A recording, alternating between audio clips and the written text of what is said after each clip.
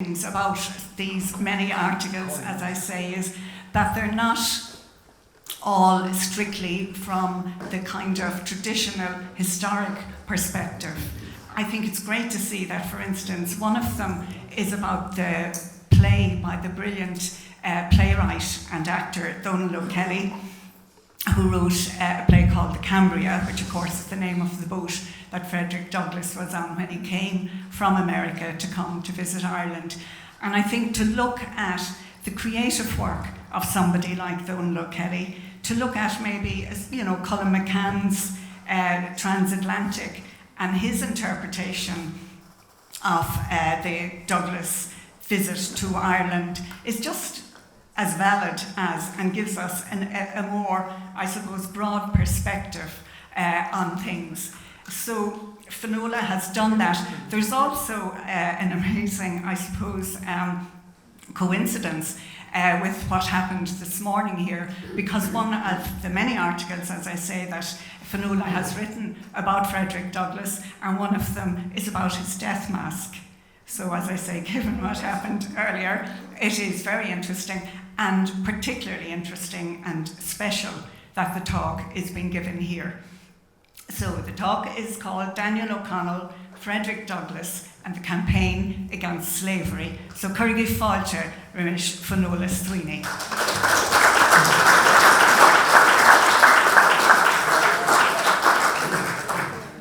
Good afternoon, everyone, and thank you for that incredibly generous introduction, and thank you also for the very kind invitation to speak here today. It's a real pleasure to be here.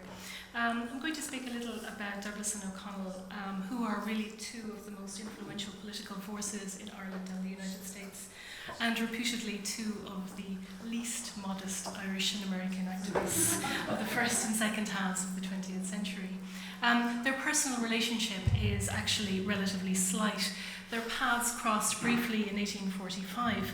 Douglas attended, shortly after he arrived in Ireland, one of O'Connell's speeches in Dublin.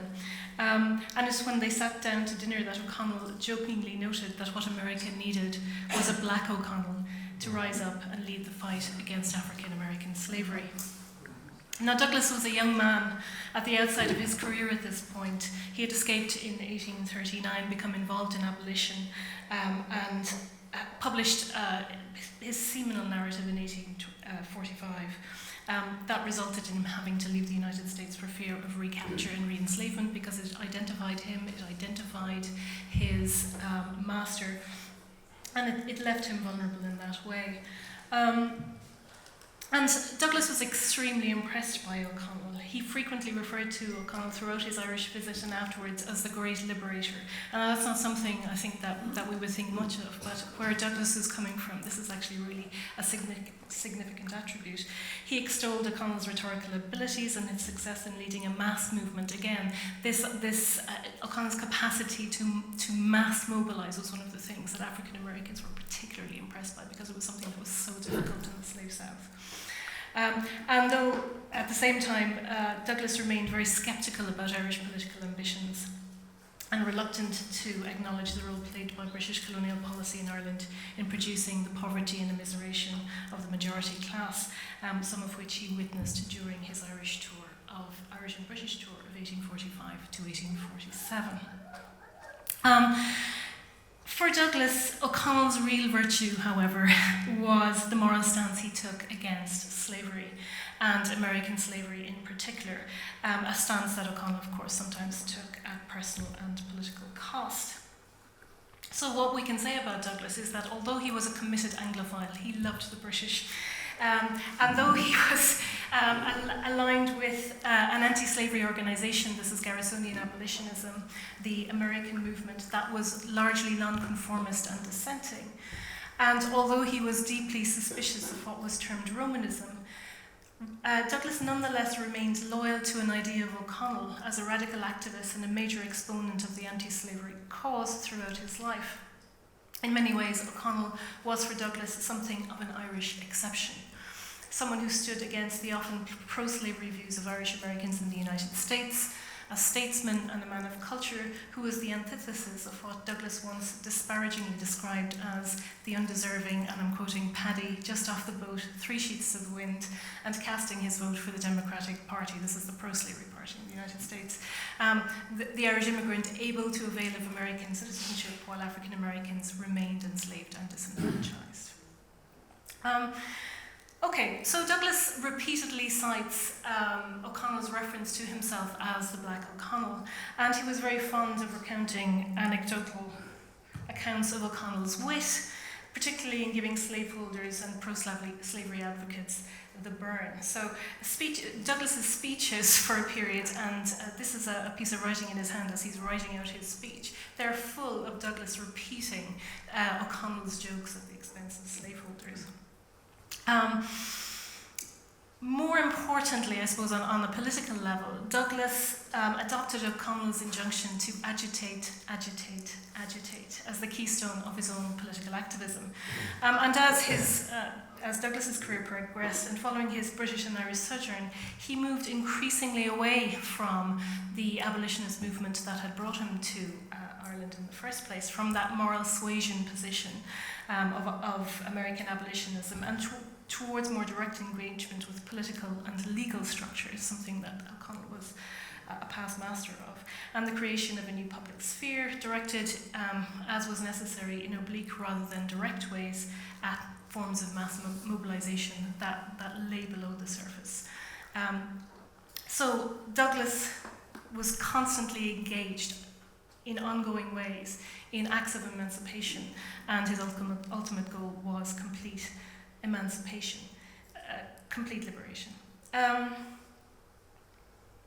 All right, so Douglas admires O'Connell as a man, as a leader, as an anti-slavery activist, as an instigator of social change. And O'Connell occupies a really extraordinary place in Douglas's writing and rhetoric, one that's only matched really in his work by the emancipating heroes of revolution or rebellion that cast fear into white slave-holding hearts in his work, including the wonderfully named Madison Washington, who instigated the rebellion aboard the slave ship Cruel in 1841, and who was the subject of Douglas's 1853 novella The Heroic Slave, and Toussaint Louverture, leader of the Haitian Revolution, the first successful slave revolt in history, a thorn in the side of the British, the French, and the Spanish empires alike, and the force behind the creation of the first black state in the Western Hemisphere. And it was the success of the Haitian Revolution that allowed Douglas to point to enslaved communities as what he called slumbering volcanoes, likely to erupt at any time. His rhetoric always contains, on some level, the threat of mass action and insurrection. So, although we can, in literal terms, cast the Douglas and O'Connell relationship as something of a near miss, in and of itself, we've got one great political figure coming to the end of his life and career, and another as yet unknown, really, but on the cusp of transatlantic fame, who happen upon one another in Ireland at a moment of human disaster, at a moment of ecological disaster, at a moment that is also laden with social and political opportunity. And the relationship with O'Connell forms a key part of Douglas's very complicated relationship with Ireland, but also with Ireland's complicated relationship with those social, cultural, historical intersectionalities that are part of the fight for human rights, civil liberties throughout the 19th century, and of which slavery constitutes the starkest and most pressing example of what needs remedying. Okay. In the Irish context, the encounter provides maybe a vehicle through which to explore the moral complications emerging as a result of these intersecting geographies and histories, complications difficult to anticipate, and whose effects in the long draw of history are felt into the 20th century. Okay. So Douglas arrives in Ireland in 1845. He had been active in abolitionism since 1841. He had been extolled by abolitionists to tell us the facts, we will take care of the philosophy, and his narrative famously was not the plain, unvarnished tale that he was encouraged to write. The Ireland that he arrived in was a complicated and quite divided place, but it was also a place in which anti-slavery had taken already a moral and political hold, and in which some major campaigning had already taken place. The Hibernian Anti-Slavery Society had been formed in 1837, and this was one of the most active societies based across Britain and Ireland at the time. There was also, there had been a significant Irish presence 5 years earlier at the 1850 World Anti-Slavery Convention in London, which was organised by the British and Foreign Anti-Slavery Society. And O'Connell features here in Robert Baden's famous collective portrait of the event. And you can see O'Connell right there on the very far left. He's almost in profile. And this painting helps place Ireland in relation to the international movement in quite interesting ways, because Ireland has an important place at this table. The painting records the presence of delegates from the United States, from South Africa, Haiti, Jamaica, Canada, as well as Britain and Ireland. And O'Connell on the occasion spoke to slavery in India. Morris has written wonderfully about this. Another of the Irish delegates present, he's sort of in the middle, he's about here. That's Or Madden. And he's one of the most important and overlooked Irish advocates of anti-slavery, and he's someone operating outside of the established societies in this moment. Madden is a Catholic, educated in France, he's a physician, and he's someone who's deeply morally and religiously committed to abolition. Madden also has benefited from Catholic emancipation, and he's a civil servant who works within the British Empire. He's probably best known for his work on the United Irishmen, but actually looked at from an international perspective. In fact, his contribution to transatlantic anti-slavery and transatlantic anti-slavery literature is just as significant here. So just to speak a little bit about Madden, to give us a little bit more context. In 1834, he was appointed as a special magistrate to Jamaica, and he was charged with overseeing the transition from apprenticeship to freedom in the Caribbean, in the British Caribbean. As a result of this, in 1836, he published a book called A 12 Months Residence in the Caribbean, in the West Indies, excuse me. And this is an account of his experience while he was a special magistrate there. It details the life and customs of Jamaicans in the period. It gives an insight into slavery and apprenticeship that we wouldn't otherwise have. Madden is important because he gives evidence in the two famous cases of on-board slave insurrection, the Creole and the Amistad cases. And in a subsequent posting, he was appointed as Superintendent of Liberated Africans to Cuba, where he smuggled out he smuggled out and translated and then published in time for the Anti-Slavery Convention of 1840, to which he submitted this work, the only slave narrative to emerge from Spanish America. Oops, there's the frontispiece of it there. And this is a major tome that includes not just Manzano's, in fact, it contains half of Manzano's narrative. Unfortunately, Madden lost half of it on his way home, but he did carry with him a large collection of the poems by the enslaved poet, which he also translated. And this piece of work also contains an appeal to the Irish in the United States to step away from the sin of slavery. So one of the things that Madden is doing here is that he's mobilizing his Catholic moral position in ways that aren't otherwise obvious across the Atlantic. Okay. Some of the other Irish delegates portrayed in this painting and who were present at the 1814 convention are the Dublin publisher and printer Richard Webb, Richard Allen, and James Houghton, and all of these are founding members of the Hibernian Anti-Slavery Society. And just to restate the point that O'Connell and Madden are important at this moment for a number of reasons, but also including the fact that anti-slavery in its more official incarnations is, with some exceptions in Ireland, largely a nonconformist dissenting cause, with Quakers forming the background of the Irish movement. Okay, and it's also, we might note, a largely masculine affair, so women are largely excluded, though they become more and more involved as the cause proceeds. So, another sort of significant event that forms a backdrop to Douglas's visit, and in which O'Connell is intimately involved, is the visit of the black abolitionist Charles Lennox Raymond to Ireland in 1841.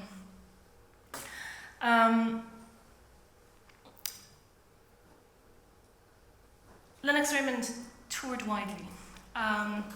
He engaged with O'Connell, he engaged with Theobald Matthew, and he carried back to the United States with him, when he left Ireland, the famous address from the people of Ireland to their countrymen and countrywomen in the United States.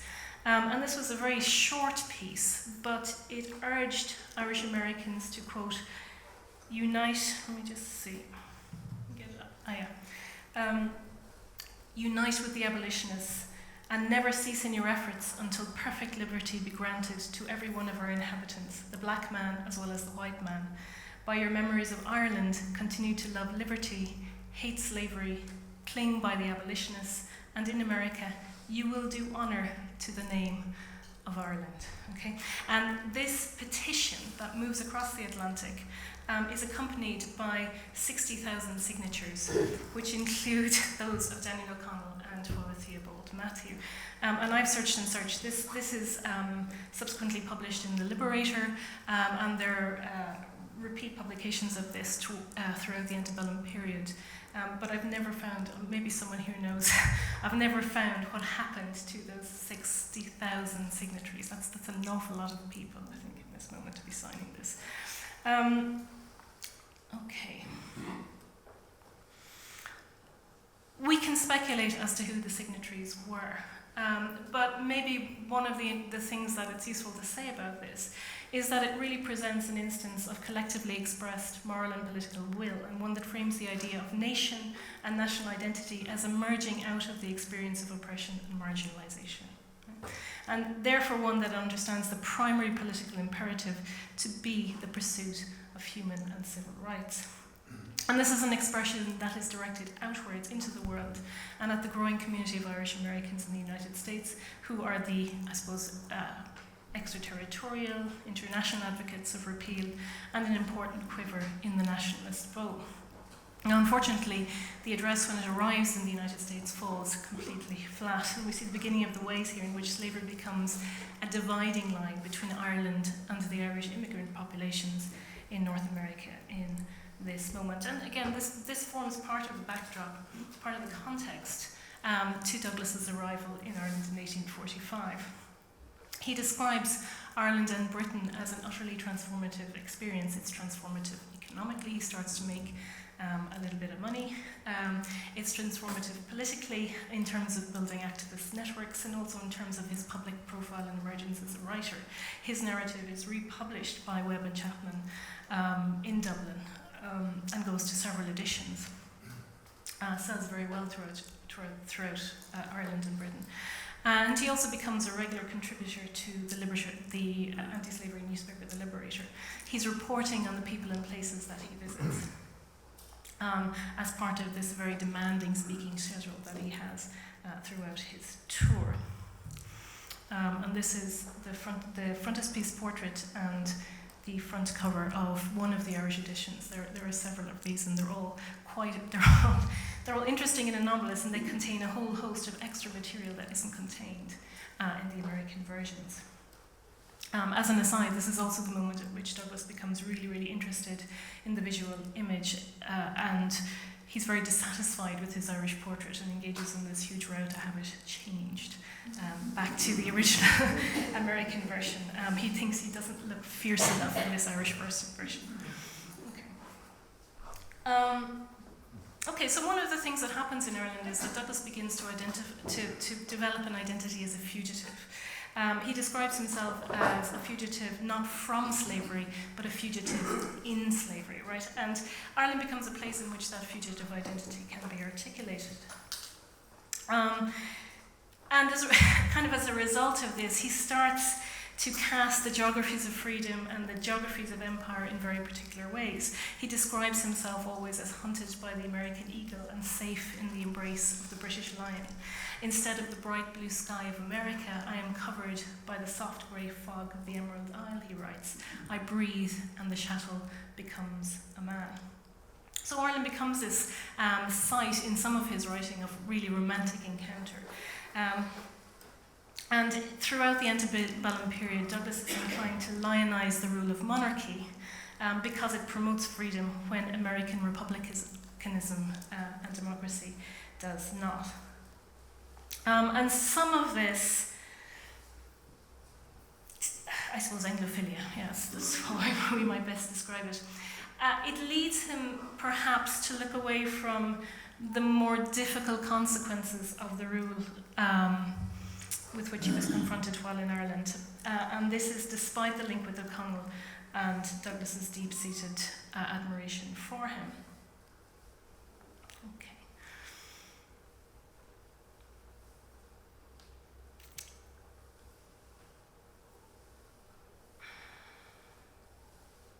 Okay, let's stay with this idea that he portrays himself as a fugitive. He's left his wife and family behind,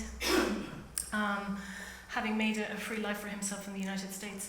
And throughout his Irish tour, he speaks really compellingly about the experience of being enslaved. He speaks about the effect on women, the effect on the family, the cruelty inflicted on individuals, the ever-present risk of death, the lack of any legal subjectivity or political rights, and so on. And in his speeches across Ireland, Douglas repeatedly conjures up the image of the plantation and explains the degradation of enslaved African Americans, of which he is both the exception and the representative example. Right? So he's kind of in this very complicated kind of relationship with enslaved African Americans because he carries the full cargo of this role. He's representative and yet he's exceptional, utterly different from them.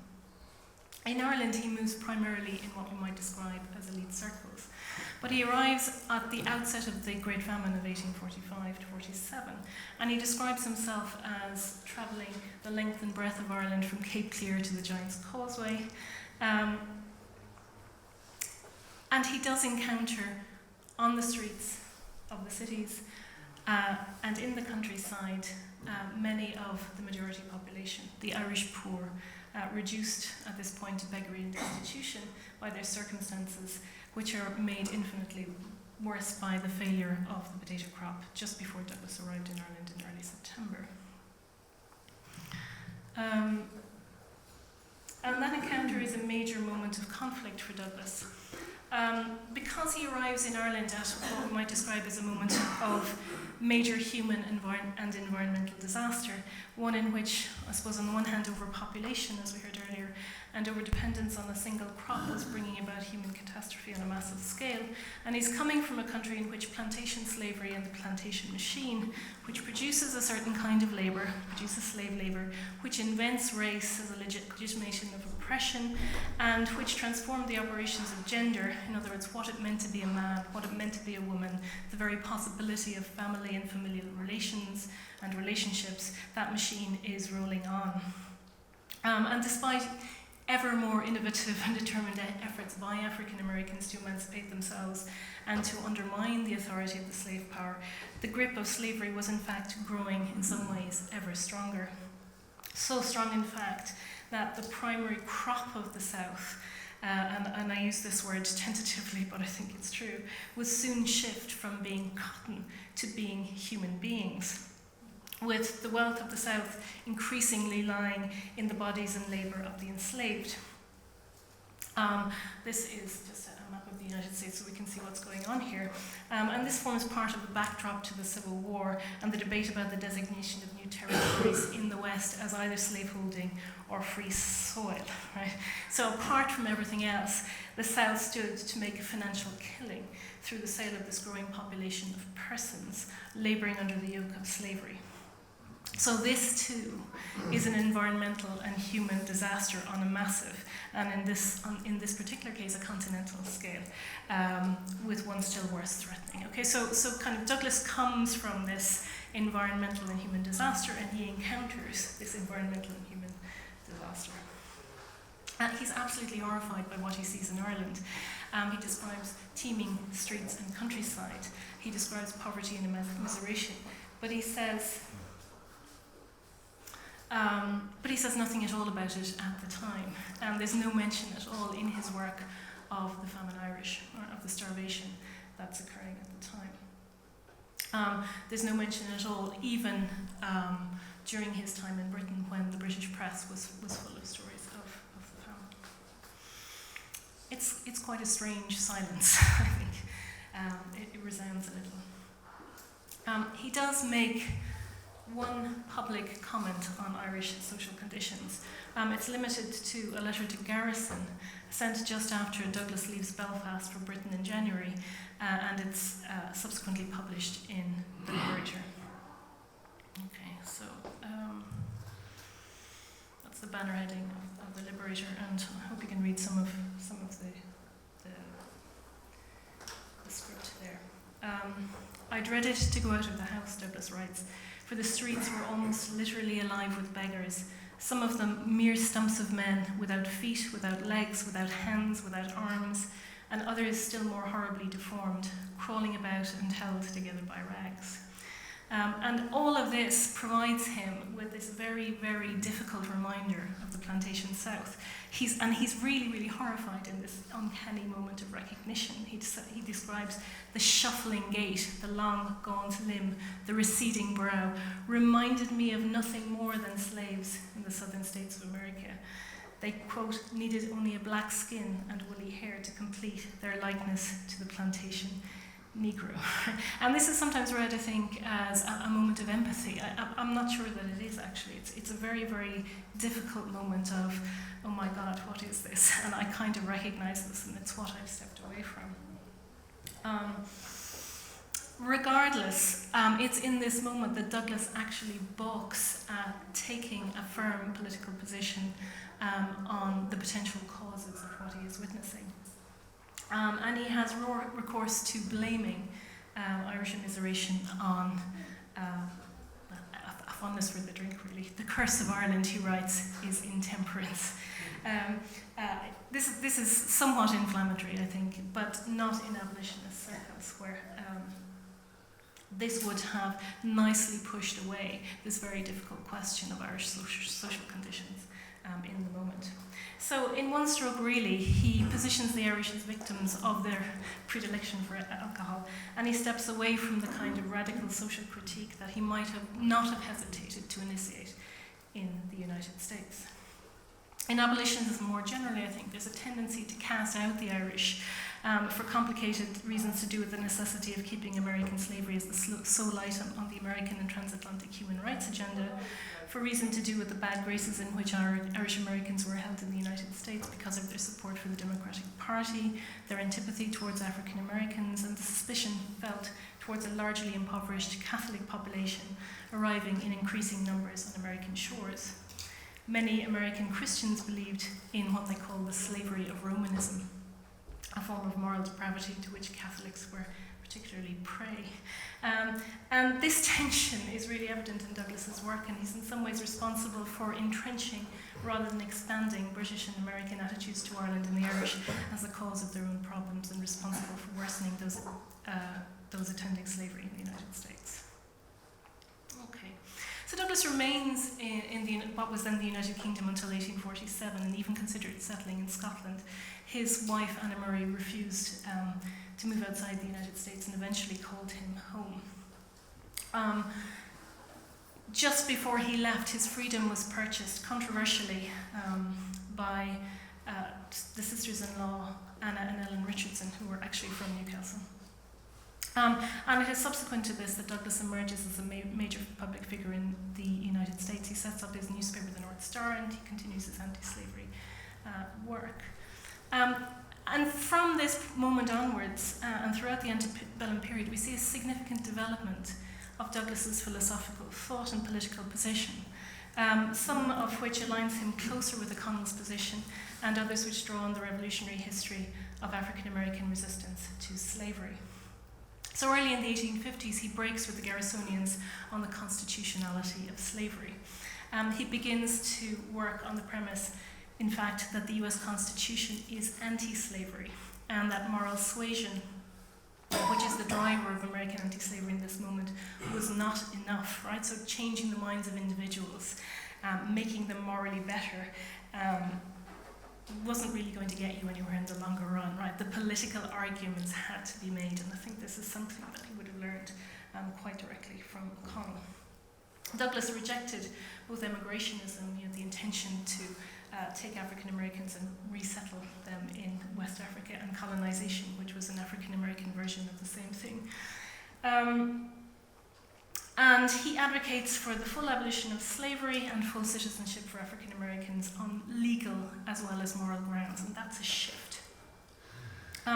He also becomes close friends with John Brown, and in the late 1850s conspires with Brown around Brown's attack on Harper's Ferry, which Brown hoped would spark slave rebellions across the South.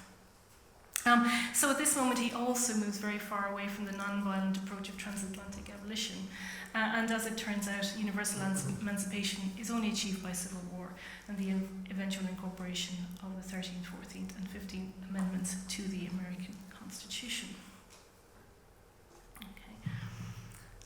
So even after emancipation had been achieved, Douglas remained ambivalent towards Ireland and continued to find Irish antipathy to British rule difficult to rationalise, difficult to understand, though he continued to the end of his life to cast Ireland as a personally liberating space, and even developed a theory of population and the potato to explain Irish difficulties that replaced his early recourse to intemperance. And this is a piece that he writes in the 1880s, I think it's called Thoughts and Recollections of a Tour in Ireland, and in there he talks about overpopulation. He talks about the number of people that the potato crop will sustain, and so the potato becomes the reason for Irish overpopulation, because you can sustain such a huge population, assuming the crop doesn't fail on it, far more than you can sustain if you grow arable crops or rice or whatever. Right, so that's better, I think, than the theory of intemperance, but it's still a little bit problematic.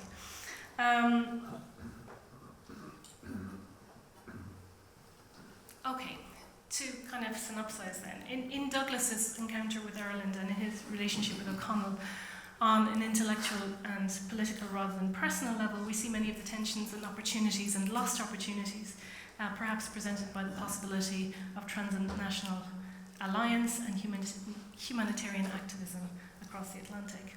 And this is part of what I'm going to call the long draw of history, to borrow a term from oceanography. And given the year that's in it, I'd just like to finish by pointing to another sort of significant encounter, or perhaps another near miss that occurred early in the 20th century, and once again places Irish nationalist aspirations and those of African Americans and the colonial world in relation to one another. This is 1919, the year, as the historian William Klingman says, that the modern world began. The end of World War I was marked by the negotiations for the peace in Versailles, where both victors and losers were represented, and Britain and the United States had a key place at the table. Now, at this moment, the newly elected Irish Parliament sought representation at the treaty negotiations, but this was denied. Instead, they sent advocates and a Declaration of Independence published in English, Irish, and French, which reiterated the 1960 Declaration and made a case for Irish independence and sovereignty. Can I please stress I'm not a historian of Ireland, so if this is full of errors, please feel free to point them out. Okay, but the point about the Versailles negotiations, I think, that is that if the Versailles negotiations spelt the end of empire within Europe, right? If it disaggregated the Austro-Hungarian Empire, if it saw the end of the Ottoman Empire, it consolidated the hold of European powers on their colonial possessions and worsened conditions for colonial subjects across Africa, Asia, and the Caribbean, none of whom were provided with representation. Here's the English version, which it's noted is a translation of this 1919 Declaration of Independence. Anyway, it was in response to this exclusion from the talks that perhaps the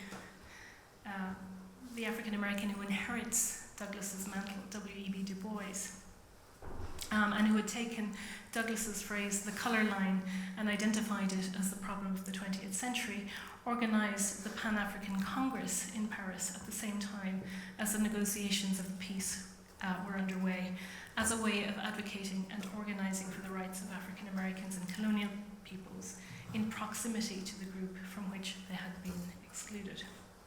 So in this moment, we have together the Irish Declaration of Independence and the Pan-African Congress in the 20th century. I'd like to suggest that in a way these mark the beginning of a new political age, and that they each emerge from the work undertaken by O'Connell and Douglas in the cause of Irish and African American freedom in the 19th century. Thank you.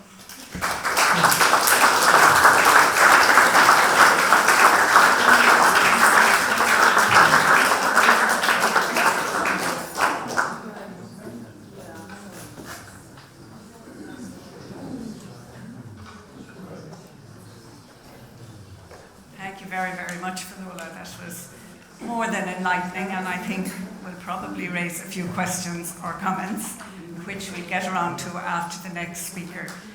The next speaker is Hugh Goff, Emeritus Professor of History at University College Dublin. He has published extensively on the history of the French Revolution and researches on the subjects of 18th century France, 20th century France, and modern Europe. He's published two very significant books. One, The Newspaper Press in the French Revolution. He spoke along those lines at a very important conference in Dublin in 2016, a conference on the newspaper and periodical history forum conference in the National Library, where he gave the keynote address on freedom of speech in France, Germany, and Ireland in time of conflict. He is a regular reviewer with the Dublin Review of Books, but today he's making a huge leap forward in time, because he's not talking about 18th century France, he's talking about 50 years ago. And at my very late stage of life, 50 years ago seems kind of borderline history maybe, but 50 years ago was when de Gaulle visited Derry-Nan. So again, I think it's very significant that the talk is here in Derry-Nan and that we have Hugh Goff here to talk about that. So, Arish Kurgi Fáilte.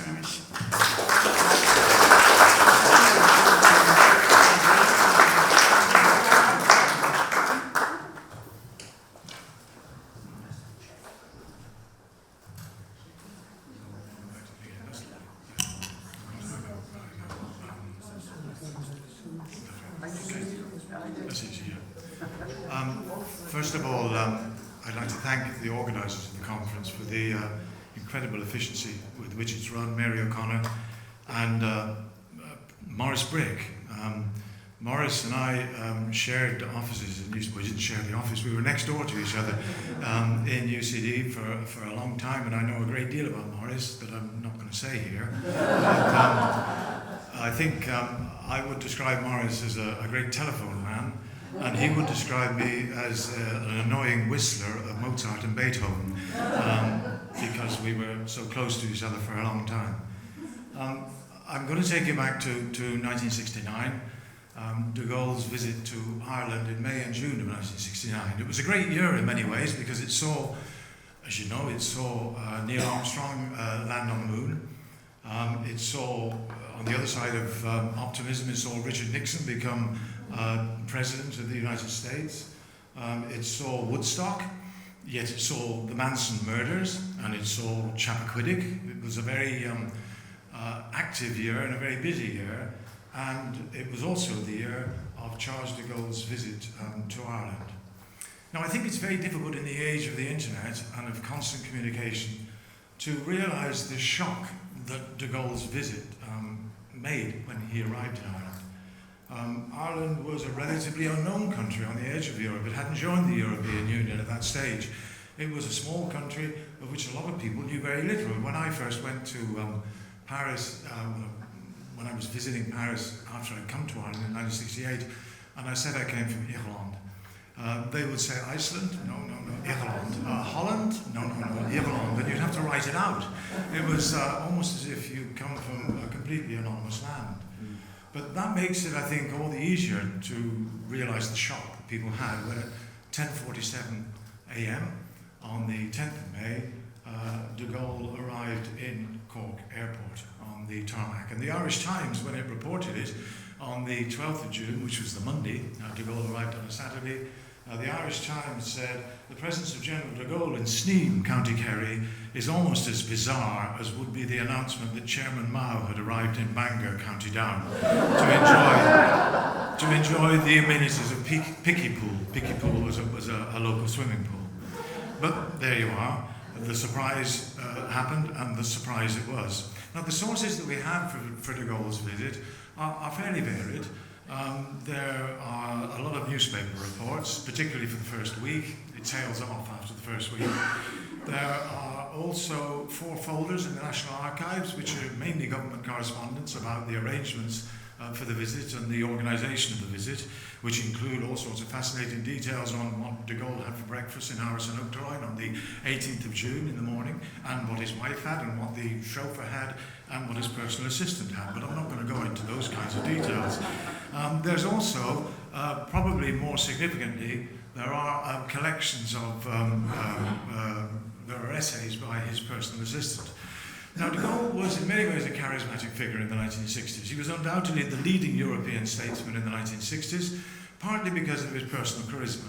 The leader of the French resistance from 1940 to 1944, the first head of the provisional government in France from 1944 to 1946, then the long sulk as he went into exile because he couldn't stand the Fourth Republic, and then the return to power in 1958 in the full crisis of the Algerian War, which gave him the chance to create his own republic with the constitution of the Fifth Republic and rule as a dramatic, grandiloquent, dominant statesman in Europe throughout the 1960s. Never far from being controversial in his statements. The sources, the 2 best sources, if you're interested in following up, are a series of essays which Pierre Joannon edited back in the 1990s, and François Flowick. I'll mention a bit about Flowick in a minute.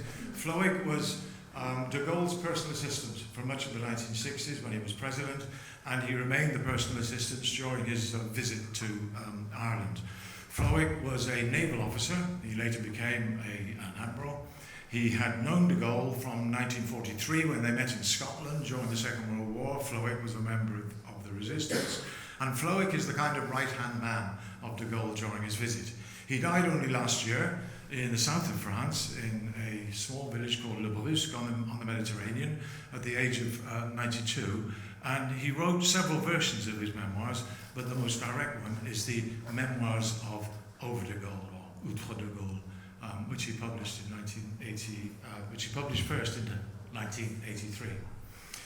De Gaulle arrived in Cork Airport. He was greeted on the tarmac by Jack Lynch and his wife, by Frank Aitken, and by the French ambassador, a man called Emmanuel Darcourt, who was another man of the resistance, who just arrived in Dublin as the French ambassador to Ireland. He was whisked into a car. There are 3 separate reports of what the car was, and they're all separate, different cars, so I won't confuse you with that. And he was whisked away to Sneem, which was roughly a 2-hour journey, and he arrived in Sneem on the 10th of May of 1969. Now, why did he come to Ireland? Well, there are various theories on this. The first reason was that he'd lost referendum on reform in France, particularly reform of the Senate. He'd lost it and he resigned at midnight when the result came through. He did a kind of David Cameron, but he didn't whistle and go into his garden hut. Instead, he retired to Colombey-les-Deux-Églises and decided that it was time to go somewhere else to avoid the election campaign for his successor. He didn't want to be around while the election campaign was on, and so he had to go somewhere. Ireland was convenient because it was small, unattached, unaligned. To go to Germany or to go to Italy would be a spectacular kind of political visit, and so Ireland fitted him in that sense. Ireland and Denmark were the only 2 countries that France has never been at war with in the modern times, so maybe it was a toss-up between Ireland and Denmark. Anyway, There were other reasons too why de Gaulle came to Ireland. A councillor in the French embassy in 1967 told an official of Foreign Affairs that he thought de Gaulle's interest in Ireland dated from 1920, when de Gaulle had served in Poland, and he'd become interested in the emergence of small nations and the independence of small nations at the very time that Ireland was gaining its. It's about this time, I think, that de Gaulle read a biography of O'Connell, Daniel O'Connell, which was written by his grandmother, and which I'll come to later. So maybe the interest in small nations and the interest in O'Connell attracted him to it. He was sympathetic to Irish neutrality in the Second World War and said so afterwards. But probably more importantly, he'd expressed an interest in Ireland during the 1960s in the negotiations for the entry to the EEC. In 1963 with Frank Aitken, and 1967 with Jack Lynch. And he was very strongly of the view that Ireland was a country that had a culture and an identity.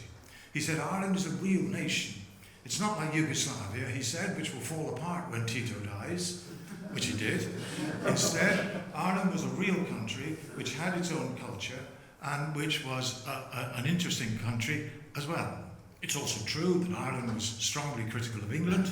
De Gaulle was no friend of England, and so maybe Ireland attracted him for that reason as well.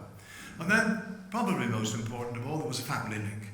De Gaulle's great-grandmother was a MacCartan. The MacCartans of County Down were part of the wild geese exiles of the 17th century, and the MacCartans had served in the French armies during the 18th century, and so it was probably the fact that the MacCartans of County Down gave him some kind of link to Ireland which brought him over. Don't always believe what he says, but he did say towards the end of his visit, it was a sort of instinct that led me towards Ireland, perhaps because of the Irish blood in my veins. One always goes back to one's source, just like the elephants go back to the graveyard. De Gaulle goes back to his source by coming to Ireland. Now, de Gaulle's visit to Ireland really unrolls in 4 stages. There's the stage in Sneem for the first two weeks, which is then followed by Cashel House for about 10 days, and then Kenmare for roughly 2 weeks, until he eventually left on the 19th of June. Before he actually left, there were then the 2 days in Dublin at Áras an Uachtaráin with President De Valera, which formed the climax in many ways of the visit. I'll deal with all 4, but I'll deal most of all with the Sneem visit, because that's roughly where we are, and it's of more direct interest to yourselves. De Gaulle arrived in Cork and went straight to the Heron Cove Hotel in Sneem. Now, the Heron Cove Hotel in Sneem, sorry, I'll go back to that and get the photo of it there. The Heron Cove Hotel in Sneem was a relatively obscure hotel which had been built in the mid-19th century as a private house. In the 1960s, it was owned by a German called Otto Tilscher, and Tilscher had rented it out to an Englishman, a rather shady character who claimed to be ex-RAF, but no one has ever ascertained whether he was really RAF, and his name was Richard Stanford. Stanford had signed a lease for the Cove Hotel in July 1966 at £600 a year. He'd paid the first year, but he hadn't paid the second, and so, as a result, there had been a court action in February, and he was ordered to be evicted. But the eviction hadn't yet taken place, and the hotel was still operating. So de Gaulle moved into what was to be, very quickly, shortly after his departure, a bankrupt hotel, which was repossessed. Stanford was regarded in the local area as not being particularly reliable. One person commented, shortly after de Gaulle's departure, one local commented that he was a man who had this way of looking over your shoulder when you talked to him. May have been looking out for the bailiffs, but he was certainly a man who the locals regarded as slightly on the dodgy side of reliable. Why the Heron Cove Hotel? Well, Stanford told people that he had been rung a few days before to block book the hotel for 5 weeks, and he had been told that it would be a very important visitor. He assumed it was the Pope. He got it wrong. And he only learnt on the morning of the visit that it was to be de Gaulle himself. When de Gaulle arrived and he was again asked why you, he said, changed his story, and he said that a French visitor had been there last year And the French visitor said that he knew de Gaulle, and he had a very good opinion of the hotel. So he was hopeful that the visitor took back the news of the hotel to de Gaulle, and that's the reason why he came. We just don't know.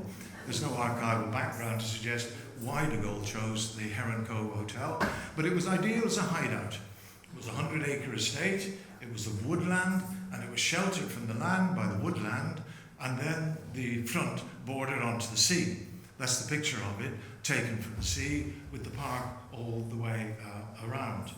François, the French evening newspaper, described it as the Irish Riviera with vegetation like the Côte d'Azur. Well, the vegetation was lush, and Floyd did note it as tropical, but the distance to the Riviera is rather remote. But a colleague of mine, a former colleague of mine, Sidney Ayler in UCD, in an article in Le Monde in the middle of May, said that the majestic decor of the arid mountains surrounding it provides one of the most picturesque regions of green Erin. Rather slightly old-fashioned, quaint way of referring to Ireland, but Sidney was a Central European exile from Hitler who taught at UCD for a long time. Anyway, the Heron Cove Hotel, there it is. It's a modest 12-room hotel, and an official from the Department of Foreign Affairs and a man from the French Embassy had come down to check it out the night before. De Gaulle and his wife took 4 of the rooms and used one of them as an office. Flowick, his assistant, later described the hotel as really modest. Our hotel is really modest. The glasses and table service absolutely ordinary. Now, that was a little bit unfair because Stanford wrote to Waterford Glass and he spent £130 on a 72-piece set of Waterford Glass, which arrived a few days later. That may have changed the decor on the tables a bit, but the rooms themselves were also, according to Flowick, uncomfortable. Flowick said its comfort is typically British. That is to say, mediocre. In fact, it is minimal. Madame de Gaulle had to ask for a sink to be replaced because it was cracked, and fortunately the Office of Public Works had decided to provide a special bed, which they provided for, which they built 8.5 foot long and 6.5 foot wide for de Gaulle. And the bed was brought down from Dublin and delivered by a man called Colbert Carey from Mullingar, who later spoke about it. He delivered the bed to Heron Cove for de Gaulle to sleep on. Estimates of its comfort vary. One source says that de Gaulle found it too hard and didn't use it after the first night, but the other sources say that it was taken to the next 2 destinations that he went to, so we're not sure whether or not he used it very often. But it did have a rarity value, and in the files of the President in the National Archives, there's a letter from a certain Mr. Griffin from Brighton on the 19th of April asking the President if he could buy the bed when de Gaulle had gone home. There's no evidence of a reply to the request, and so we don't know whether the bed was bought. Anyway, de Gaulle settled into the Heron Cove Hotel with a routine, 8:30 breakfast, 1 o'clock lunch, dinner at 7:30. We know from the archives that the food was quite good, with an emphasis on locally caught fish, and we know that de Gaulle usually had a sherry before his meal. He had pouilly frisé with the fish, and he had Saint-Emilion with the red wine, with the red meat. Nothing in great quantities, but that was his reliable rhythm. When he arrived, de Gaulle was melancholy.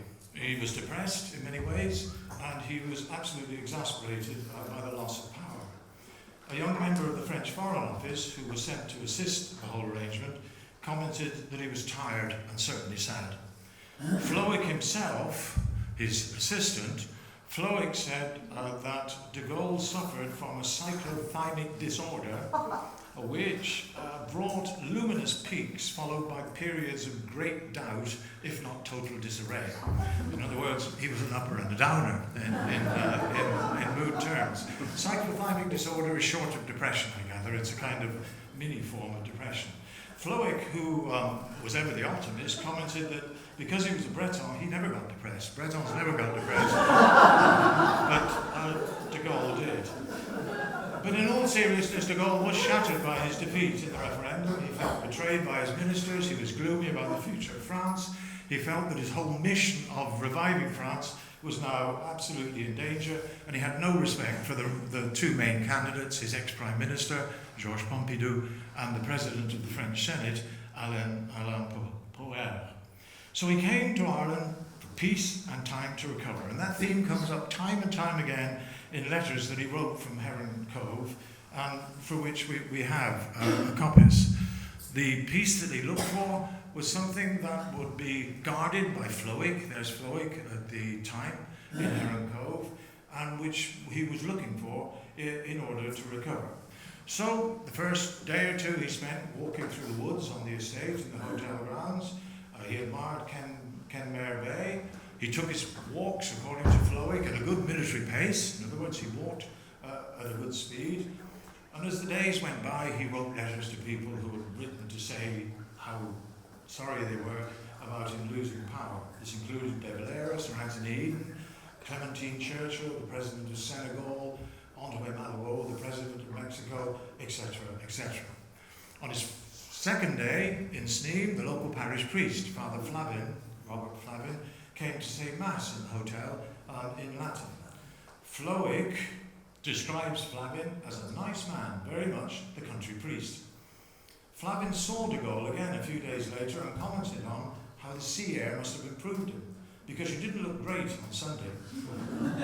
Flavin was later invaded by letters from around the world once his name got in the papers, including one from a lady of California asking him to send her shamrocks, and a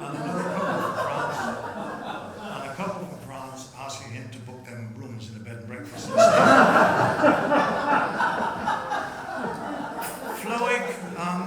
Flowick was the front man for the first few days because de Gaulle wanted to see nobody. He wanted the visit to be private, and he was also in cyclothymic disorder.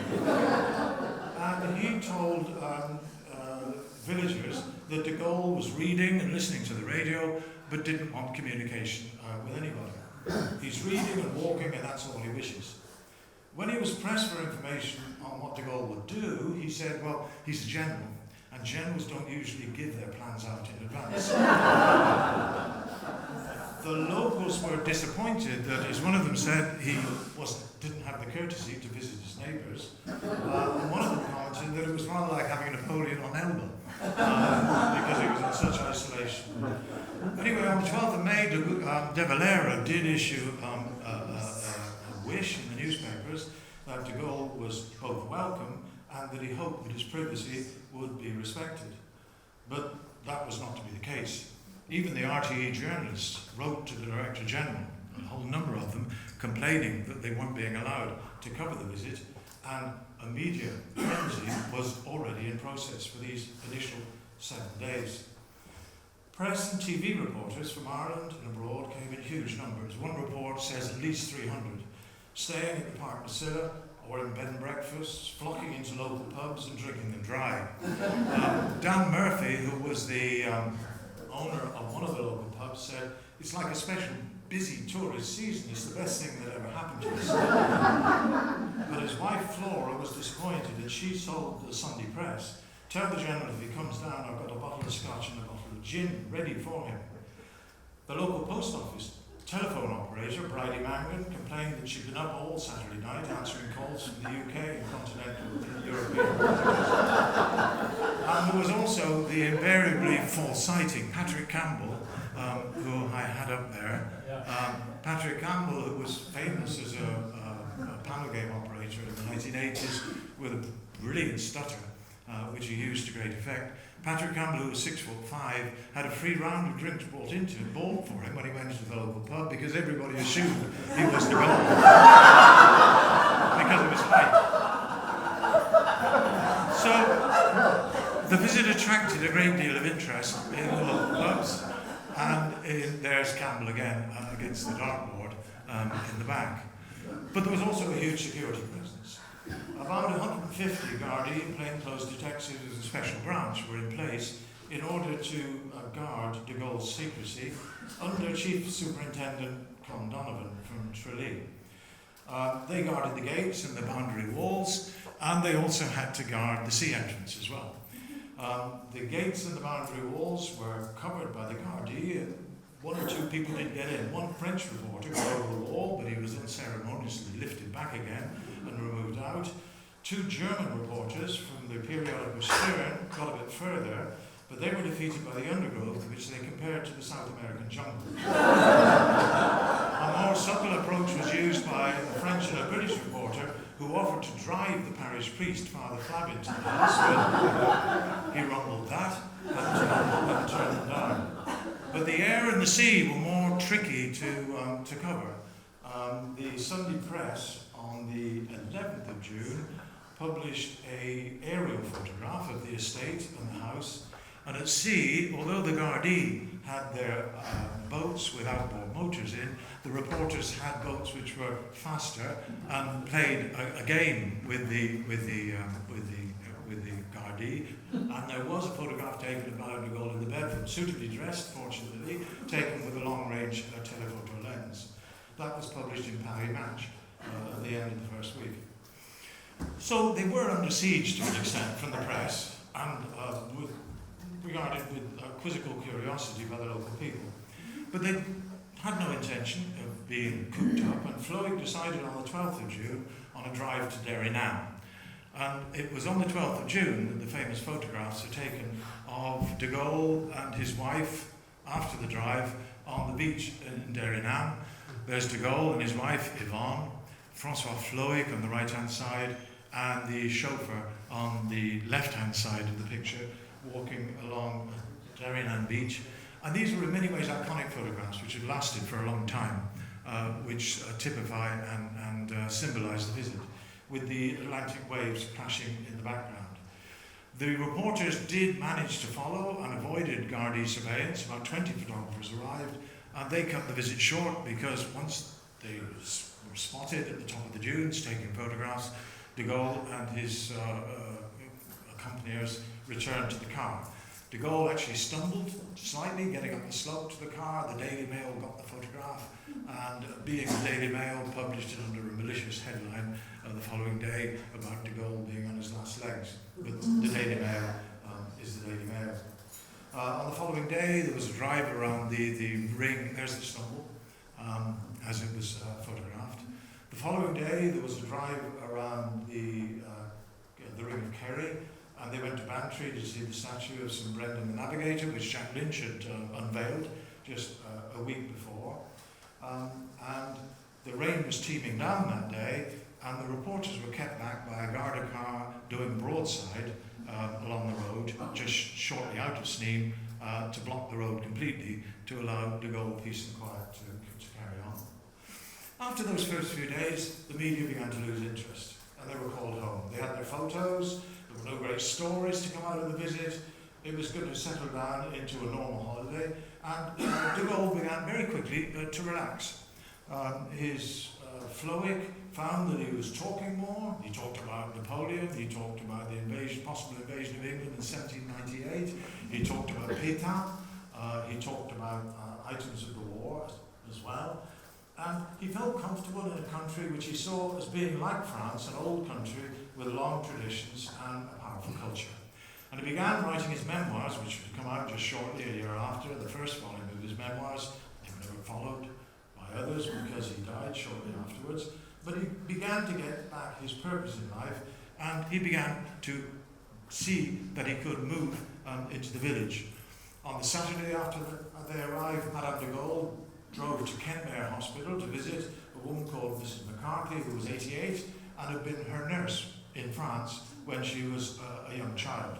So she renewed a kind of childhood loyalty. Meanwhile, de Gaulle, I'll go through the walks there. De Gaulle himself went to Mass in Sneem on the second Sunday of their visit, on the 18th of May. And he smiled at the crowd when he went into the church. He sat in one of the middle pews. He didn't ask anything extraordinary. The only exception that he appeared to show was that he stayed standing during one of the prayers, whereas the Irish habit was to stay sitting down. down, but that didn't perturb him. He stayed standing. And when he went out, he smiled and he waved at people. And when somebody called out, "Good luck, Mr. de Gaulle," he waved back. In the following week, the second week of the stay in Sneem, they visited Derrynane House. And it was here that Maurice O'Connell showed him round Derrynane House, which had been opened by the Office of Public Work only 2 years before. Now, I mentioned that de Gaulle knew O'Connell well, and he surprised Maurice O'Connell by his knowledge of de Gaulle. Oh, sorry, that's the picture of Stanford's furniture being moved out when he was finally evicted in July. I'll go back to that in a minute. De Gaulle knew O'Connell well because his grandmother on his mother's side had written a biography of de Gaulle. Now, the grandmother on the mother's side, who was a lady called Josephine Marie de Gaulle, was a 19th century lady, obviously, and she wrote over 80 books, most of them romantic and religious novels, a grandfather's stories for children, a grandmother's stories for children, men made strong by work, perseverance and sobriety, the legends of the Holy Sacrament, the most celebrated sanctuaries of the Virgin Mary in France, and a lot more. But among her biographies was a biography of O'Connell, about 100 pages, first published in the 1860s and reprinted several times. And de Gaulle read it, and he knew his O'Connell, or a version of his O'Connell, and he surprised Maurice O'Connell by his knowledge. And he showed a keen interest in particular in pictures of 3 generals of the Irish Brigades, which he found in the house, which aren't there at the moment, I gather they're off for restoration. And he signed the visitor's book in Derrynane House with the words, "In honour of the Liberator." So he knew his O'Connell intimately. Well, de Gaulle took a fancy to Sneem, and Sneem took a fancy to him. Rosemary Bradshaw, a 29-year-old ceramic artist, presented, she couldn't get into the house, but she gave to the man at the gate a ceramic plate which had a picture of de Gaulle dragging a donkey along with the signpost that says Sneem at the top. She was a little worried afterwards that he might not see the humour of it, but apparently she was told, that he found it quite amusing. Eileen Downey of Cottage Road later claimed in 1994 at the celebrations that she'd done the General's laundry, and she was pleased with him. He was a very nice man. He used to go out travelling a lot. He gave me a £5 tip when he was going, which was very handy. It was a good tip in those days. I was very thankful to him for the tips, and he was very thankful to me for my laundry. £5 is over £80 today, so it was a pretty good tip. No wonder she was thankful. Whatever about the laundry, de Gaulle's stay in Sneem, of course, has been commemorated by the plaque, or the monument that was opened in 1994. But it wasn't to last.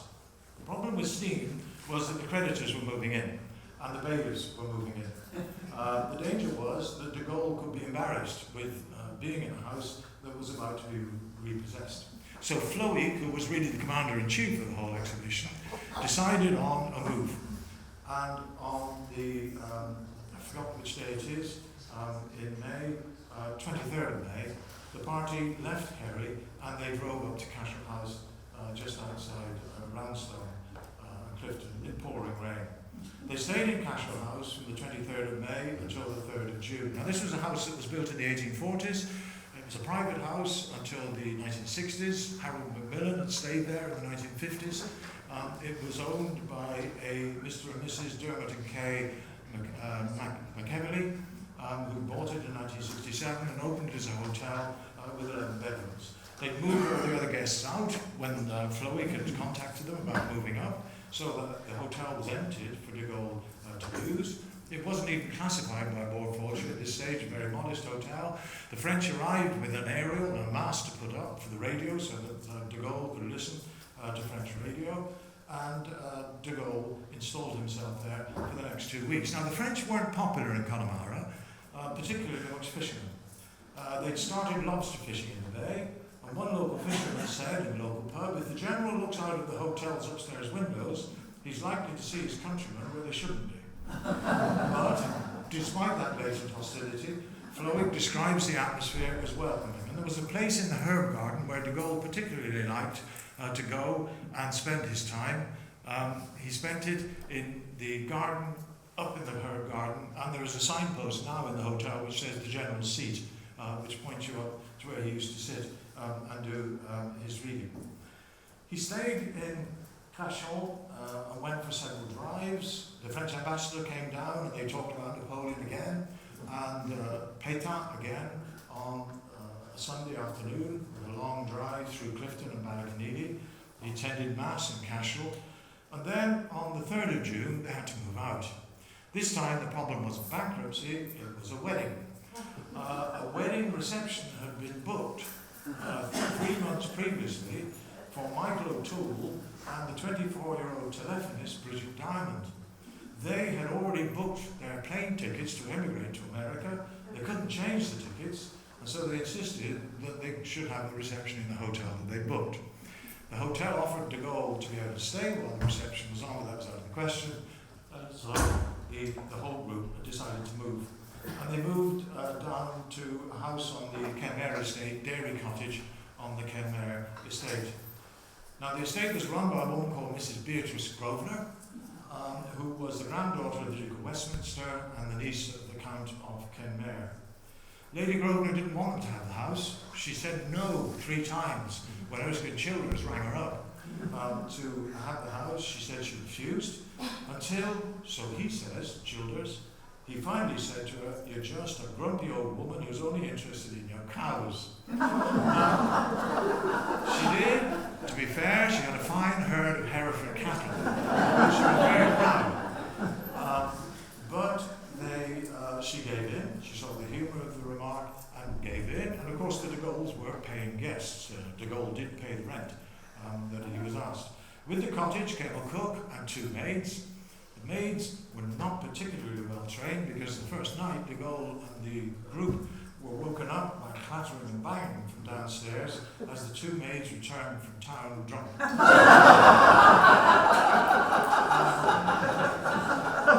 Clattered around the cottage.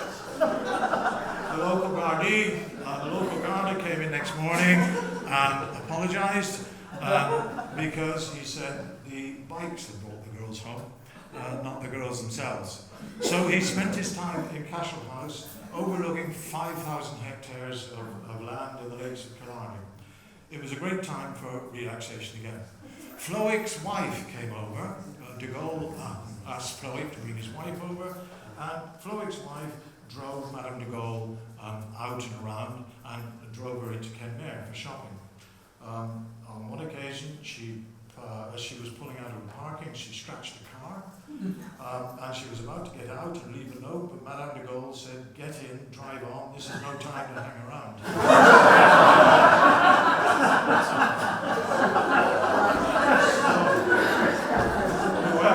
Whoever the victim was didn't even have the consolation of a souvenir. Mrs. Grosvenor, Beatrice Grosvenor, the owner, had the de Gaulles to tea, but it was a cool half an hour with a tepid discussion. She wasn't very fond of the French. De Gaulle was not exactly enamoured of the English. And they talked about the weather and the danger of impending drought for Hereford cattle. Afterwards, Madame de Gaulle, according to Flowick, Madame de Gaulle said to him, "Have you seen the old girl? No wonder she never married."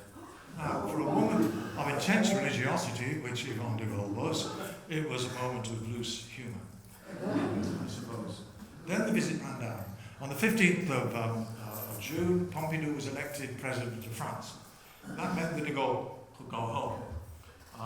De Gaulle said to Flowick, "The slide into mediocrity is going to continue." But he sent a brief telegram to Pompidou saying, "For personal as well as material reasons, I send you my warm congratulations." It was time now to return to France, but first of all, there was a quick visit to Dublin and Paris and Luttrell. De Gaulle and his wife arrived in Dublin on the 17th of June, in the afternoon of the 17th of June 1969, and there was a photo call with De Valera in the grounds of Paris and Luttrell, and the 2 men then had an hour-long conversation and then a private family dinner that evening. If the pictures on the beach at Derrynane are in many ways iconic of de Gaulle's solitary grandeur against the fury of the waves, the 2 great old statesmen is also an iconic photograph as well. Separated by very few years, intensely patriotic, both of them.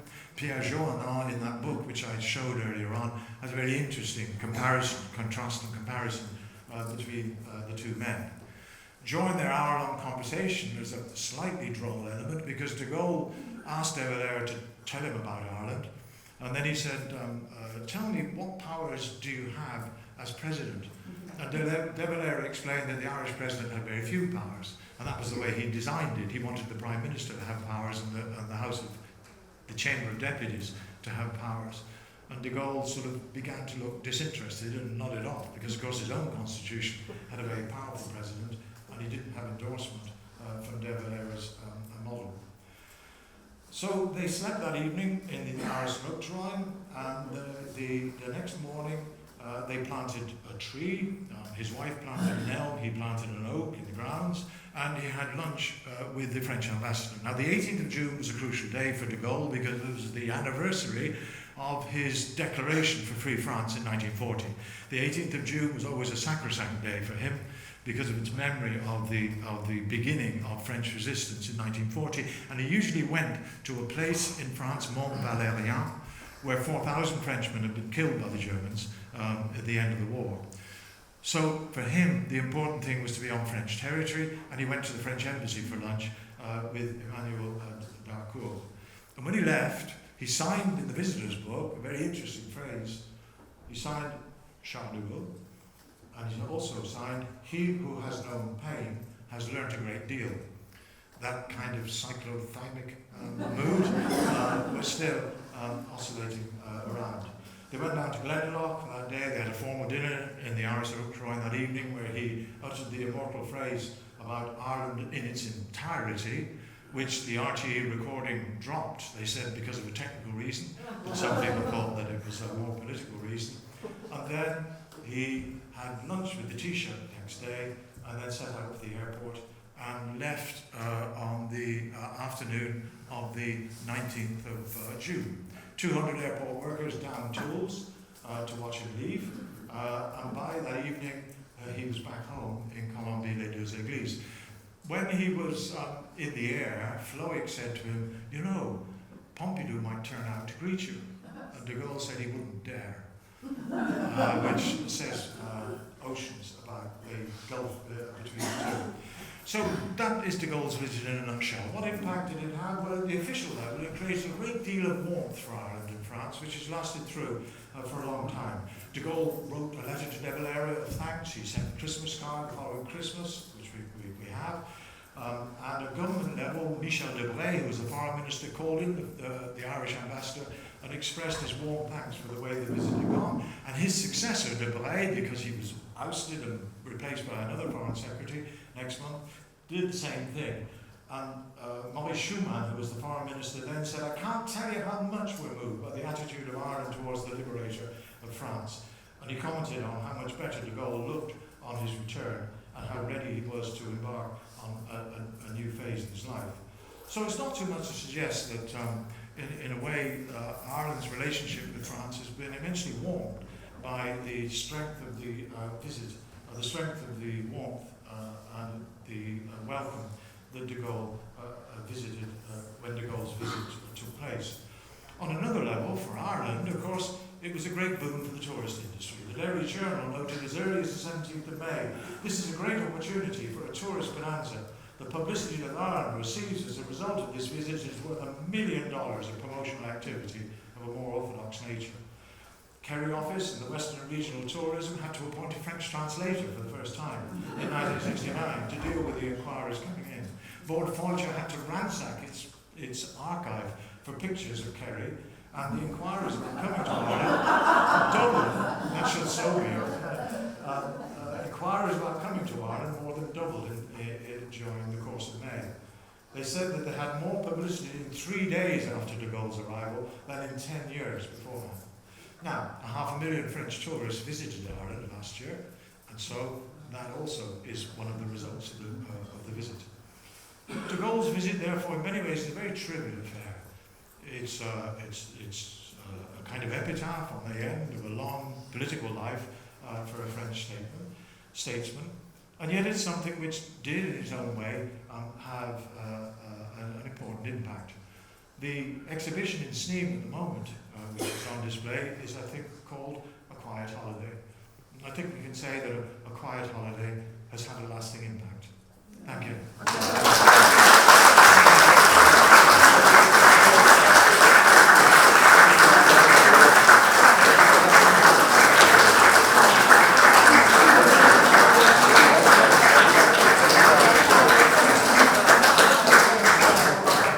Thank you very much, Hugh. That was a very large nutshell indeed.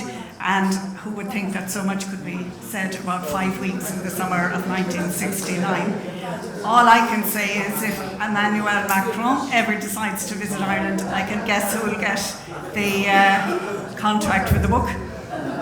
I don't know, Mary, have we time for a few quick questions? Yeah. So, any questions for either speaker on two very diverse subjects? And just a reminder, of course, that people outside can also ask questions. In fact, if there's anybody out there who'd like to go first, please feel free. Nobody outside. Okay, we'll take one here. Just in relation to Daniel O'Connell and his attitude to slavery, I recall reading once that he wasn't in every respect solid in that view, and that there were occasions when he sided with the Whigs on particular issues that reflected an alternative view when it was important to him in terms of his politics. Am I wrong? I suppose history can be written in many ways. Fionnuala, would you like to?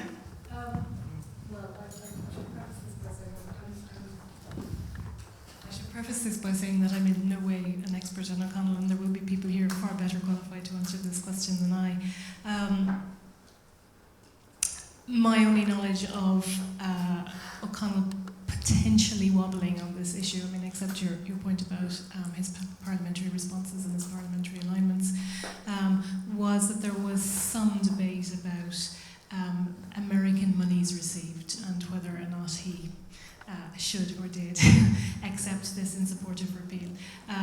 Certainly he was fairly staunch in his support of anti-slavery, but what happened in Parliament, of course, there will be other things in play there. Yeah. We have a question in the marquee. Sorry, just... Question in the marquee. Oh, thank you, yes. My question again is for Fionnuala. In a way, it's kind of a devil's advocate question in which she sort of paints Irish America not very well. One point that people seem to have ignored is that one Irishman who was a violent opponent of Daniel O'Connell, a man named John Mitchell, the United Irishmen, made his way to America. And Mitchell became the governor of a southern state and was an avid champion of slavery on the southern side. In addition, a major part of the Unionist army who suffered as casualties in the Civil War were Irishmen fighting from northern states. Not that, you know, there was not also the invariable anxiety about Irish immigrants, bottom of the working class, feeling, you know, their position was threatened by the imminent liberation of the black slaves. One other last question, if I can, to Guth, that one of the people who escorted de Gaulle around Darien House, of course, was, as he mentioned, my late colleague, Professor Maurice O'Connell. And I remember Maurice telling me that de Gaulle was particularly impressed by one speech of O'Connell's that must have been posted at some place on the wall about opposing violence and advocating, you know, peaceful action. Again, both talks were very good, and I'm not critical of either of them. They were excellent lessons. I enjoyed them very much. Thank you, Professor McCarthy. I think I recognise the voice there. And comments well taken. Thank you. We have a question here. To Professor Goff, thank you so much for reminding us of that extraordinary visit and how bizarre at the time it seemed, and in retrospect it hasn't lost any of the excitement or strangeness. And I'm sure the reasons he came here are principally the ones you outlined. But I remember at the time, and this may be a mistaken memory, but he had vetoed British membership of the European Economic Community, it was called then, on 2 occasions prior to 1969. And of course, the Irish application fell at the same time as the British. There was a suggestion at the time that somehow he was saying, don't take it personal, Ireland. This isn't about you. This is about the United Kingdom and the demands they're making about membership. And of course, those issues were resolved shortly afterwards in 1972. So I just wonder, was there an element, did anything come through that he was trying to send a message, or the French were trying to send a message to Ireland that, we're not against your membership of the European Union, but we just have to sort things out with the British first? He was out of power then, and he didn't have any direct political power. But I think it had right that the discussions with Aiken in '63 and I think it was Lynch in '67. He made it clear that he wanted Ireland to be in fact, the phrase he uses is Ireland will be a member of the EEC one day. It was all a question of timing. But of course, the English application was the blockage, because the Irish had indicated, certainly in 1963, that if the English application failed, theirs would have to fail, because the links were so strong at that stage.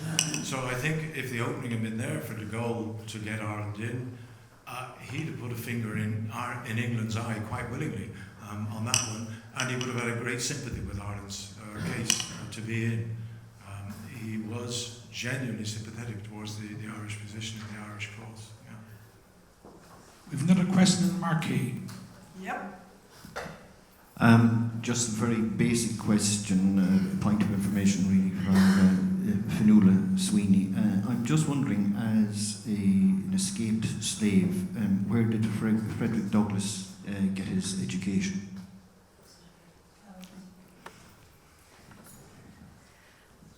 It's a really good question. Slaves were prohibited from learning to read, as I'm sure you know, and he gained a lot of his early education from one of his early mistresses, who was a woman called Sophia Old, who took him in. Douglas's his family is a bit complicated. His mother was an enslaved woman, Harriet Bailey, and he writes in his narrative that his father was a white man, and it's reported, it's whispered, that his master was his father. And this is relevant because in some ways Douglass was quite a privileged individual, and he was taken into the household of Hugh and Sophia Old, who would have been he would have been his half-brother, right? So he was essentially enslaved by his own family. And during his youth, when he arrived first in the household of Sophia Old, she began to teach, he was a real pet, she began to teach him to read, and then was afterwards discouraged from that and ceased doing so. But that provided the basis to Douglass of an education in literacy. He was a prolific reader. He spent a lot of his time in the streets picking up the pieces of paper dropped by, so he says, picking up the pieces of paper dropped by other boys and girls on their way home from school, and practicing his letters that way. So yeah, I mean, it's sort of it's partly family, it's largely his own endeavours, and it's against the prohibitions that slavery is imposing. Thanks, Fionnuala. This is not a question, but a footnote to Professor Goff's wonderfully entertaining talk. After being informed of de Gaulle's death, Noel Coward is reputed to have been asked how he thought God and de Gaulle were getting on. And Coward replied, "Well, I rather suppose that depends upon how good God's French is." Sorry. Mary, could we have the mic, please? Yes. It's just so people can hear in the marquee as well. Mr. Goff, will you be writing yet another book on the second president who visited us? and lived 10 doors away from where my house is. And we met his bodyguards running on the mass path, who didn't realise that the whole community knew that the French president was around the next corner. You tell me 1, 2, 3, 4, 5 later. 1, 2, 3, 4, 5 later. Can't remember the name. Giscard, No. Mitterrand, Chirac, Sarko, Hollande. Oh, we go back. Yeah, sorry, I think part of that. I missed one. No, come again. I forgot the name. Yes. Mitterrand was there, yeah.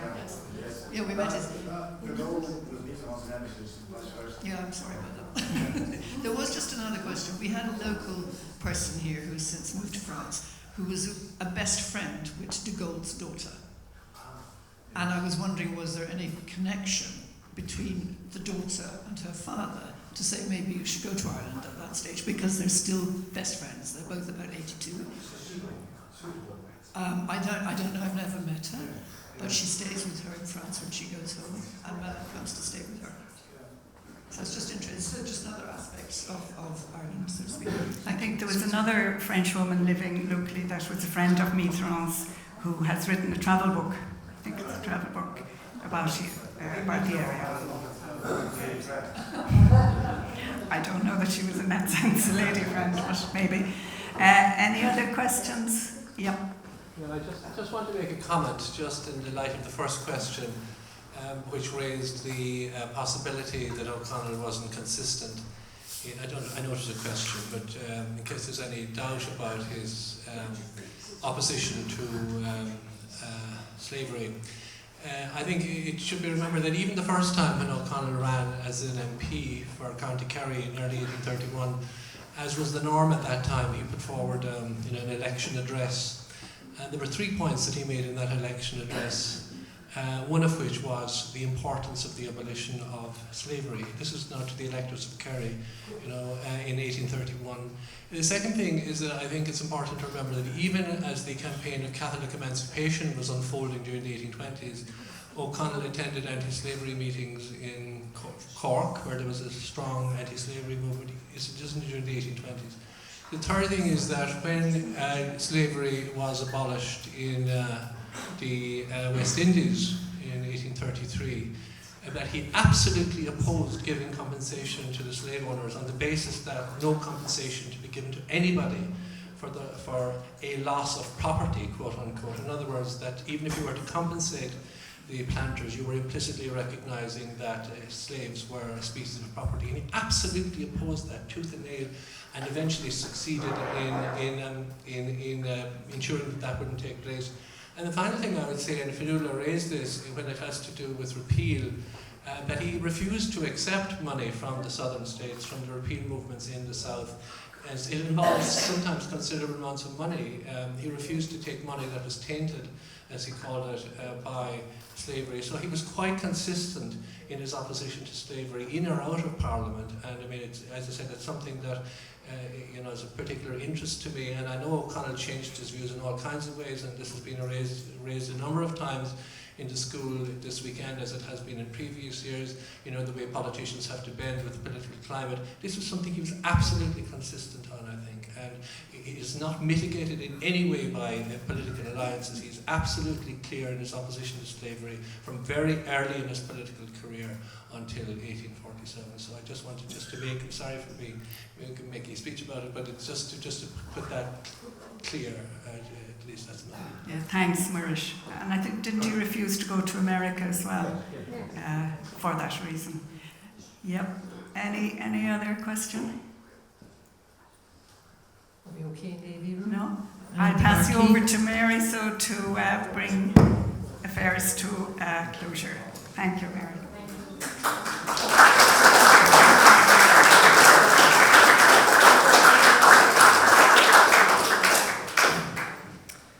It's hard to believe it's over again, except for our wonderful Mass in the morning, and that the 7th continuous year of the O'Connell School comes to a close.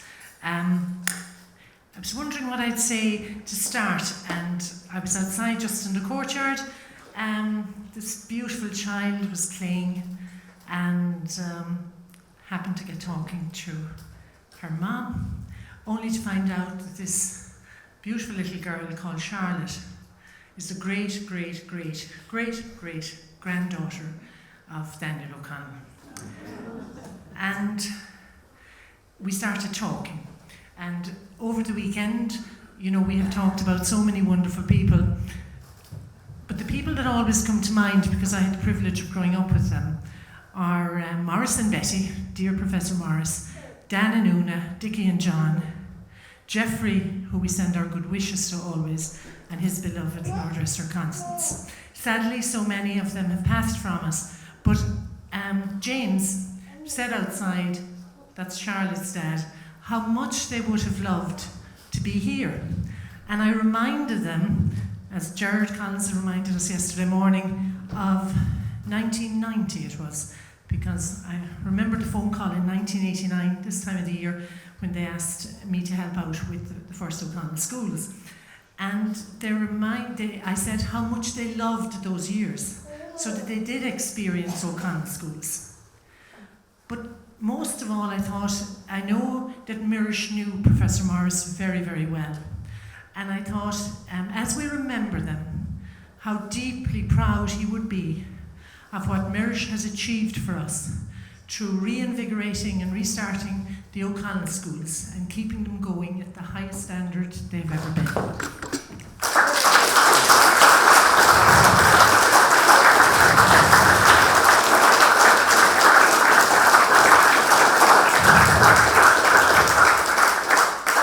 So Mirish, we can never thank you enough for all the work you do.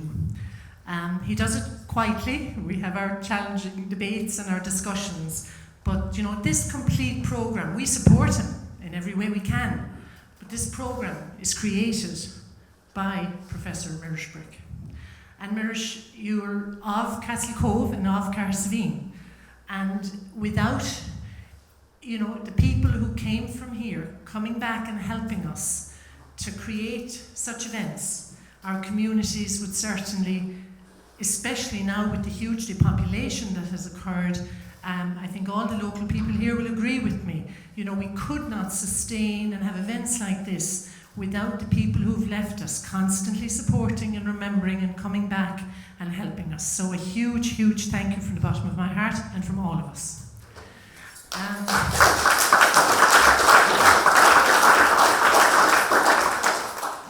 I suppose we started yesterday morning with the deeply moving words from Gerard Collins.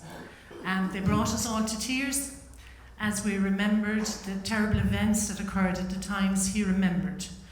And I suppose, you know, that moment that he created at the beginning, and then Seamus Mallon, the standing ovations he got in the library, which went on, and the silence as he spoke those wonderful words. You know, these are memories that will never leave us. And, you know, they're memories we'll cherish, and I suppose they're the memories that make us all do that little bit extra to make sure that we can play a role in everything that happens to make our country better. These events don't happen without a huge number of people helping us. They start with, we'll say, Kieran in Carsveen. I know Mirish and Junior very much want me to mention him. He starts by putting up the signs, as James White does here in Carradaniel. They do it quietly. Kieran does incredible work in the library by helping Junior, as Junior does huge work as well, but I know he very much wants Kieran mentioned for all his work. The people in the library, Tommy O'Connor, Kerry County Council, and our county librarian, Noreen, Michelle, Brendan, and Mary. Again, they quietly go about making that event just happen, and it's a huge ask because they turned the library into a convention centre for that one day. To Francis, Annette, Ita, Betty and Maureen, who come in without even being asked and again provide us with wonderful refreshments. I say a huge thank you. O'Connor Printing, they're always available to us and very good to us. The Mass last night, which Junior and Phil and Mirish put so much work into with the O'Connor family, you know, again, it was a moment I think we'll all treasure from the weekend. And it was so, you know, a lot of work went into create, and I just want to acknowledge that incredible work that Junior and Phil and Mirish did. The people here at Derrynan House, what can I say? You know, it's a treasure that we don't lightly take, we never take it for granted, the work they do daily to tell the story of O'Connell. And they do it, you know, with such pride and passion. I say huge thank you to Maurice Buckley, who came down from the OPW to be with us over the weekend. It meant a great deal to us. To Chris, who's constantly available. He even met me a couple of times in Tralee to make it easier to discuss the events, and I'm so grateful for that kindness and the work he puts into making sure the school is a success. To Adrian and Marie, all the guides, Louise, Charlotte, Mary B, Breda, who came back from retirement to be here with us. I can't really say thank you enough. To James, who keeps the gardens in such an incredible, beautiful, you know, and a huge amount of work, and Michael, John, Chris and Patrick, who support him and make this national park an incredible place to be. James White and Michael O'Connor here in Cardaniel helped me, and it's deeply appreciated. The Coquishta helped with the bus to bring people, so I say a thank you to everyone there. Our AV team in Carsaveen and here, James and John, you know, you make it seamless, and we're very grateful for the professionalism and for making our sound perfect. I certainly appreciate it. Our sponsors, again, we couldn't have this event without them. The OPW are our biggest sponsor, often quietly so, but they are. They support us today. We pay for nothing today, and that for the O'Connell School is greatly appreciated. It's a huge cost, and we don't at any point take it for granted. Kerry County Council, our CEO there, Myra Morell, has always supported the school. From 2013, when they asked us would we consider starting it again, she's been a huge support, as is Kate Kennelly. The Department of Culture, Arts and the Gaeltacht support us as well. It's not huge funding, but all this funding, we couldn't have the event without it, and they've increased the funding this year, and we're deeply grateful to them. As we are to Dermot and Siobhan Walsh and SuperValue Carsaveen. I'm very conscious that as a local business, you know, they're called upon by everyone, but they never ever fail us and always give a very good donation to Mirish. Glasnevin and Fesco have also supported us, and we're deeply grateful for that. But the people that are here, that attend every year, faithfully, our friends, and all of you who donate, you know, we deeply appreciate everything you donate to the school, because without that financial support, we couldn't continue. My committee of course, Mirish leads us all, but Junior, and what can I say about Junior? He was my history teacher, and he was the one I approached first about could we revitalise it. He works so hard, so quietly. You know, we love him dearly. We're always begging him not to do as much as he does, but he does more, if anything. And to his wife Phil, to Emer and Linda and Paul, who support him at the event, I just want to acknowledge their family, how much they do to make this happen, and say a huge thank you. I know he's gone back to Carsaveen, but I hope you'll bring my thanks to him. Phil O'Neill does incredible work, again very quietly, with so many events. So Phil, I just want to say a huge thank you to you too. To Marie, who helps on the desk, and Tommy O'Connell, very big thank you. Excuse me. Ruth Barrington. Ruth, Tom would be so thrilled that you were continuing the work of the O'Connell School. Again, quietly, huge work has been done. I've watched the thousands of emails in relation to our new website, which you can all now look at, and we're very proud of now. And Ruth has worked tirelessly on that over the past few months. So Ruth, Anna's rapporteur for the school, I just want to acknowledge all the work you do. Christy O'Connell helps us, as do many. I'd also like to remember Jerry Enright, who passed away, who was on the committee, and to his wife Mary, we send our condolences. Jerry loved being involved. Tomorrow morning we have our Mass in Cardaniel, so we have Father Spillane, who again supports the school, and I hope you'll all attend, because it's in memory of the O'Connell family. And you know, this house, we wouldn't be here without they donating it to the state, and what a huge gift they gave us. So we'll have a lovely Mass tomorrow and refreshments in the hall, and I'd like to thank Noreen, Anne and Olivia in advance, because I know they'll be there putting on some lovely goodies for us all again. I hope I've left nobody out.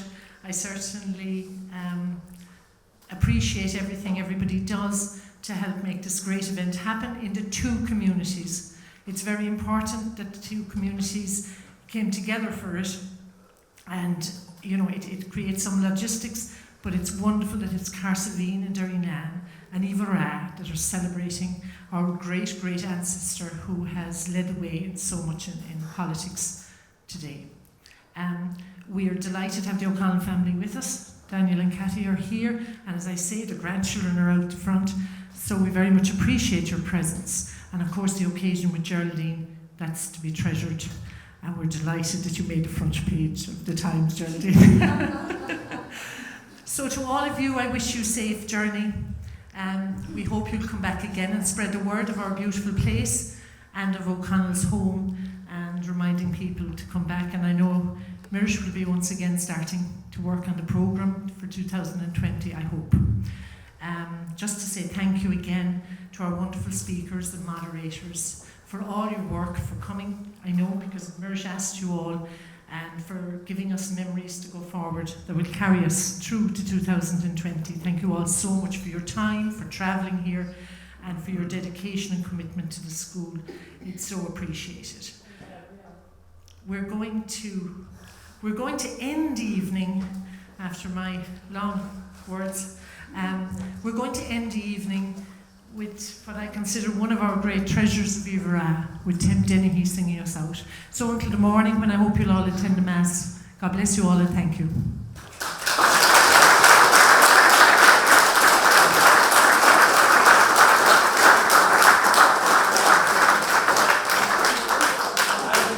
Mary didn't mention herself, so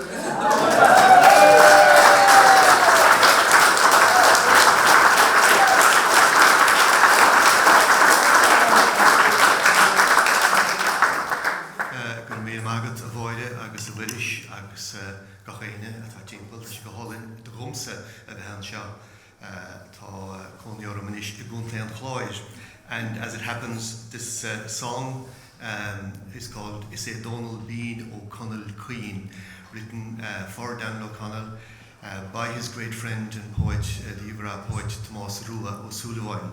They were contemporaries and great friends, and O'Connell was his patron, and he was the poet of the O'Connell family. And he wrote this, it was referenced several times over the weekend after O'Connell's election for Clare as MP for Clare in Westminster in 1828. And when he returned, he came back to Clare first, and then he came back to Derrynane, and there were thousands of people to greet him. And Tomás Rua had a song ready for the occasion, as he did on many other occasions. And it's just 4 verses to it, and the first 2 verses praises O'Connell, uses phrases like Clown the Fear, Dunrail, a great plant of Irish ancestry, Dragon Dian, the great fiery dragon, and then the last 2 verses are 2 verses of hope for that things will improve, there'll be more prosperity and there'll be more peace, and he mentions the word emancipation, of course, which has been mentioned. I want you to sing the chorus with me, so we might do that first, and we might get a key, because I'm not used to singing at this early in the evening. Da da da da da dee da dum da da dee da dee da da dum da dee da da da dee da da da dee da da dee da dum. Is an right fall da dal dal, right fall da dal, right fall dal da dal da dee. When we take it up, is an right. Are we ready? This is your turn.